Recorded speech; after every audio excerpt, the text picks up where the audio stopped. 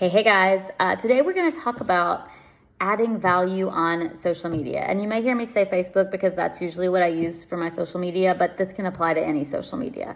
And one of the things you're going to want to think about from the very beginning is who is my audience? Because when you're on social media and you're trying to run a business through social media marketing, your Facebook is not your own anymore. Like your Facebook or your social media is not there for you to just share all your feelings.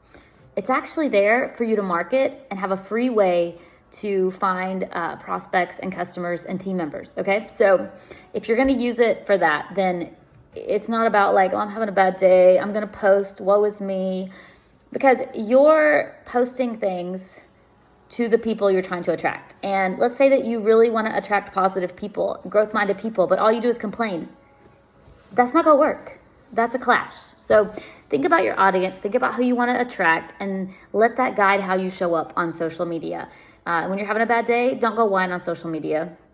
Use social media for good. I always say that if somebody is connected to me on social media, my goal is to make their life better. My job is to encourage them and inspire them and educate them, and they will have a better experience on social media by being connected with me, or I'm not doing my job. Okay, so adding value on social media is one of the best ways to get people to know, like, and trust you. And getting people to know, like, and trust you is how you get them to join your business, try your products, et cetera, et cetera. And it just helps spread more goodness in the world anyway. So it's awesome. But you can think about, hey, is what I'm adding valuable? Does it make people's lives better?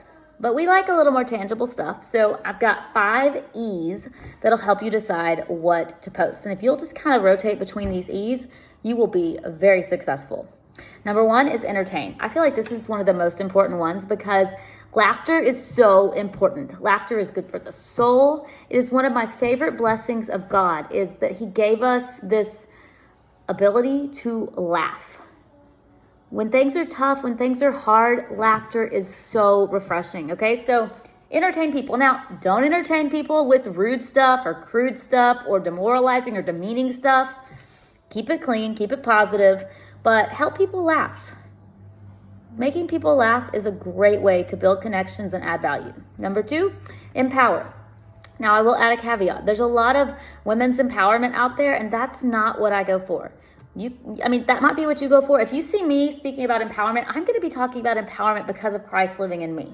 I'm going to be talking about how I'm amazing, not because of who I am, but because God is working in me to make me amazing so that I can glorify Him and bring people to Him. I'm going to be talking about how you are enough because God created you and adopted you and designed you for a purpose, and fulfilling that purpose, you are enough and God is equipping you. So I'm going to be talking about Christ empowerment, but C, that was a C letter and not an E, but so we'll say empowerment, but just helping people feel confident in themselves and who Christ made them to be. All right, number 3, E is engage.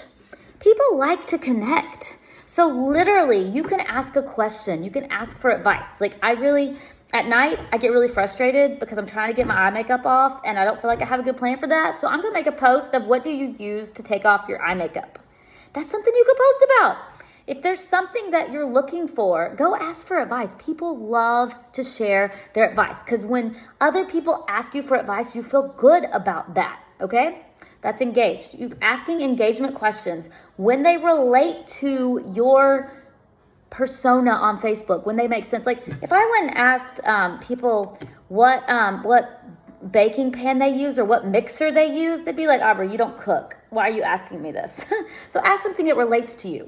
If I asked what shampoo they use for horses, like that's just stupid because I don't have horses. I mean, I might have horses, you never know. But anyway, so ask things that relate to you. Number 4 is educate.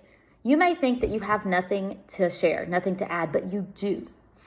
People come to you for advice about things. Educate about those things. You have this thing called the curse of knowledge where you think that what you have is common knowledge and that everybody knows it. And I promise you, common knowledge is not common. We'll just leave it at that. But just know that if there's something that you do regularly and you do well, there's people out there that don't know how to do that. Okay? Case in point, baking, cooking. Like, I need lots of help with the baking and the cooking, and it may seem simple, but it's really not. So you can educate people, figure that out. And last one is encourage. There is so much negativity in the world today. Say something encouraging, say something inspiring, say something uplifting. Share a story that highlights the good in humanity. Share a story that talks about how incredible this generation of teenagers really is. Share a story about somebody who paid for somebody in the line, or be that person that paid for somebody in the line, and then tell a story of how it impacted you and other people. Share something you're doing to serve. Share a motivational quote. I'll caution you, don't just throw up a quote. That doesn't tell people about you. Throw up a quote and then write a little paragraph on why you love it, why it spoke to you. Share a tough time and how you got through it, and how God helped you get through it, and what they can learn through your story, and what you think God is trying to teach you through your story. Lots of ways to encourage. So, recap, entertain, educate, empower through Christ, engage, and encourage. Hope this helps y'all.